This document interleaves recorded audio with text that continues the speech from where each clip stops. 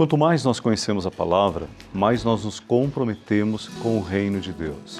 Eu queria fazer uma pergunta a você. Você já ouviu falar essa expressão textos apócrifos? Sabe o que significa os escritos apócrifos? Bem, para compreender esta expressão e o que são estes textos, nós acolhemos com muito carinho hoje aqui no Benção da Manhã o Frei Jacir de Freitas, da Ordem dos Frades Menores, que é doutor em teologia bíblica e já estuda há vários anos esta questão e realidade dos textos apócrifos. Então, para compreendermos um pouquinho melhor, a gente acolhe com muita alegria a partilha que hoje ele fará para todos nós. Frei Jacir, bom dia, bem-vindo ao Benção da Manhã, uma alegria ter o senhor aqui conosco. Alegria toda minha, bom dia, Padre Camilo, bom dia a todos aqueles que nos acompanham, né? Você falou sobre a questão dos apócrifos. O que seria esses textos apócrifos? Que vira e mexe a gente escuta essa expressão. É uma temática que eu já estudo há mais de 20 anos. Aliás, eu fiz o doutorado com essa temática. Trabalhei a questão da Assunção de Maria na literatura apócrifa. Que legal. E como isso repercutiu no Brasil em 1800, aqui, como a Irmandade Negra de Nossa Senhora da Boa Morte na Bahia. Como esses textos foram relidos aqui no Brasil. São textos que trabalham a questão da Assunção de Maria. O termo apócrifo é um termo bastante antigo, já usado lá entre os gregos, né? Ele simboliza escondido, oculto. Então, desde o ano 200 a.C. até ali o ano a Idade Média, no início da Baixa Idade Média, 1100, nós vamos encontrar textos apócrifos, seja do Primeiro Testamento, isto é, seja do Antigo Testamento, ou seja do Novo Testamento. Então, são textos que refletem a realidade do mundo judaico e do mundo cristão, e que vão dar respostas às indagações judaicas sobre a vida, sobre a questão da ação de Deus na história, e no cristianismo a questão sobre Maria, sobre José, sobre a infância de Jesus, sobre os apóstolos, sobre Atos, cartas. Então esses textos, a palavra na verdade significa escondido, oculto. Então os primeiros cristãos utilizavam esses textos de forma escondida da igreja, porque eles não eram aceitos, né? Mas por isso você toma hoje o Evangelho de Maria Madalena, que é ali do ano 150, ele é usado até hoje na igreja copta do Egito. Sim. Né? Então é um texto que algumas tradições aceitaram, outras não. E a igreja, na verdade, então dessa literatura, nós temos aí em torno de 200 textos da Bíblia do Primeiro e do Segundo Testamento que não entraram. É muito, né? Entre 180 e 200 textos aí. Alguns têm intactos que você pode trabalhar e compreender toda essa história. Eles vêm para complementar a história. A igreja, dentro do processo dela de aceitação dos textos, começou ali pelo ano 150, com o Cânon de Marcião, depois Muratório do ano 200, depois o Concílio de Hipona 3898, e depois só em Trento, na verdade, que aí define quais são esses textos. E ao longo desse percurso, então, sobretudo ali no século II, entre o ano 100 e 200, 33, por exemplo, livros apócrifos foram escritos pelos cristãos. Interessante. A igreja chegou a um momento em que ela fecha o cânon dos livros inspirados, e hoje nós temos 73 livros, né, que compõem a Bíblia Sagrada. Porém, muitos outros textos foram escritos e que relatam também a vida, a missão de Jesus, momentos da comunidade nascente. E como também encontrar nestes textos chamados apócrifos é algo que pode até mesmo completar o que foram definidos como textos canônicos. Por isso, eu costumo dizer que esse texto, né, e aí vem a questão da publicação nossa, que nós estamos a propósito falando, né, chama Bíblia Apócrifa. Eu chamo Bíblia porque, o que é Bíblia? A Bíblia é uma coleção de livros. Né? Então, se aqui lá tem 73, 66 ou 39, dependendo da tradição de fé, né? Aqui tem quase 200 de traduzido. Então, por isso, essa coleção de Bíblia. Apócrifo por causa da questão do escondido. Agora, eu diria o seguinte, esses textos, eles complementam o cristianismo, ou apresentam uma visão alternativa, ou uma visão exagerada. Então, eu sempre comecei meus estudos sobre isso, então eu sempre digo, há textos que são exagerados, né? Você pega, por exemplo, os evangelhos da infância de Jesus, tem coisas muito interessantes, um menino de Jesus que com 8 anos já faz milagres, né? Várias histórias muito interessantes, o mais conhecido daquele é ele fazendo os passarinhos de barro e põe para voar, mas tem também as travessuras do menino de Jesus, que não está na Bíblia. A Bíblia canônica aparece somente lá a questão dele no templo. Isso. Então, esses textos complementam ou são exagerados ou são alternativos. Você pega o Evangelho de Maria Madalena, por exemplo, o Evangelho de Tomé, que está ligado a uma corrente que chama gnóstico, que acreditava que você teria que voltar para o mundo da luz e ali viver a sua vida e fazer esse processo. Então, nesse sentido, é um texto alternativo, que vai discutir, por exemplo, será que o pecado existe? Qual o poder da igreja no início ali do cristianismo? Qual a presença das mulheres?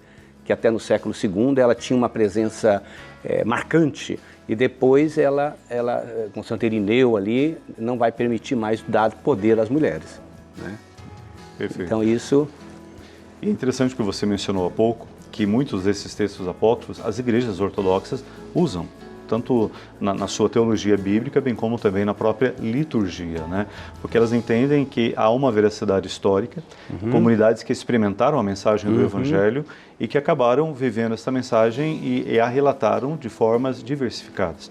A Igreja Católica compreendeu que naqueles 73 livros estava tudo aquilo que era necessário para se rezar desde a Aliança Antiga, através dos profetas e, acima de tudo, no mistério da encarnação de Jesus com a mensagem do Evangelho.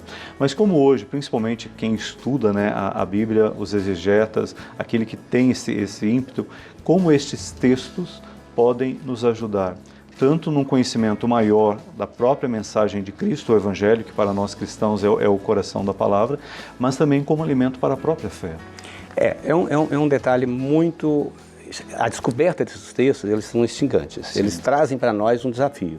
Como estudar do ponto de vista pastoral, crítico e ecumênico com esses textos? A intenção, né, para mim, não é fazer com que a gente possa transformar esses textos em livros inspirados. Sim. Não. É entender que na história, essa é uma literatura, uma história de cristianismos perdidos que a gente precisa de resgatar para dialogar com eles. Não transformá-los como inspirados, mas entender que eles têm muito a nos dizer.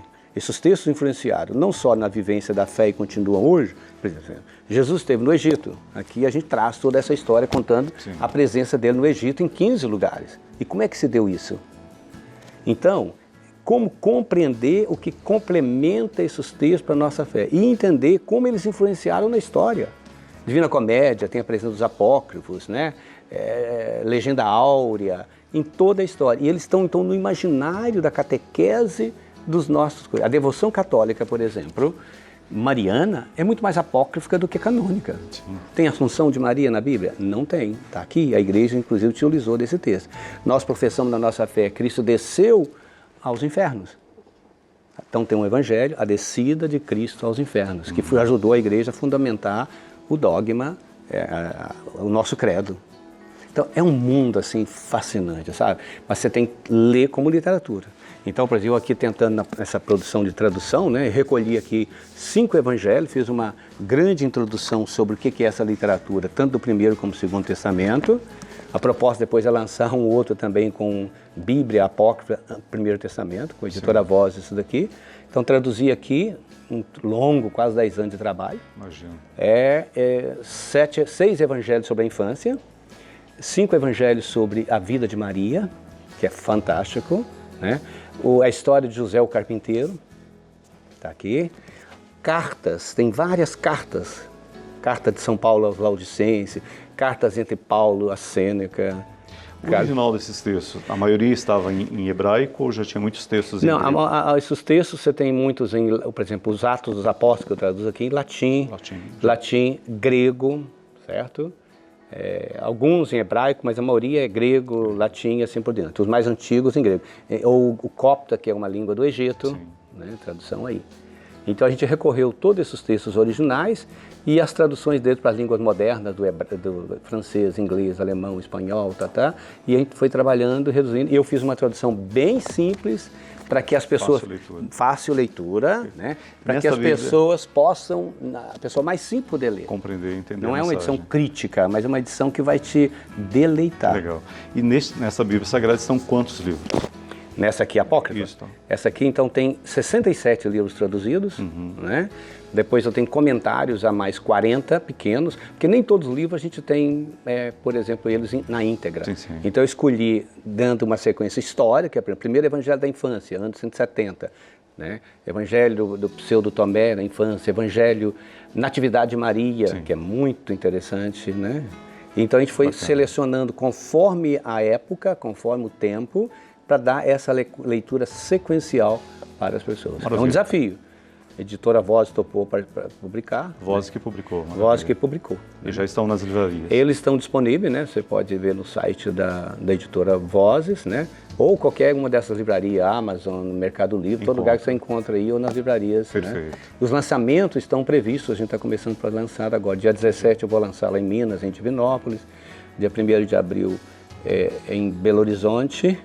Aqui em São Paulo, no dia 13, no ITESP, no Ipiranga. Sim, bacana. Mogi das Cruzes, e a gente está girando aí, apresentando isso. Porque eu creio que é uma coisa, sabe, padre, muito interessante. Com certeza. A gente tem que saber dialogar com esse, como na Bíblia também. Na Bíblia canônica também, tem muitas coisas que você tem que ler e entender que por detrás ali tem uma dimensão de fé, mais do que um texto. É assim e não é assado. Ajuda. E tudo Então, aquilo que vem para colaborar para o bem, que nos alimenta de coisas boas, deve ser acolhido.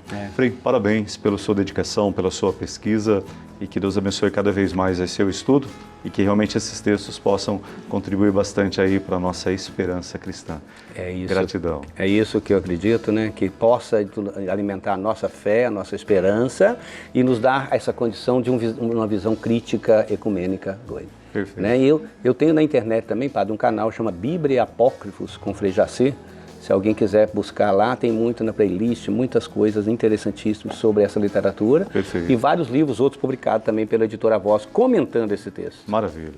Então você tem como acessar, né, tanto aí na página, bem como também nas livrarias Vozes, encontrar aí a Bíblia Apócrifa.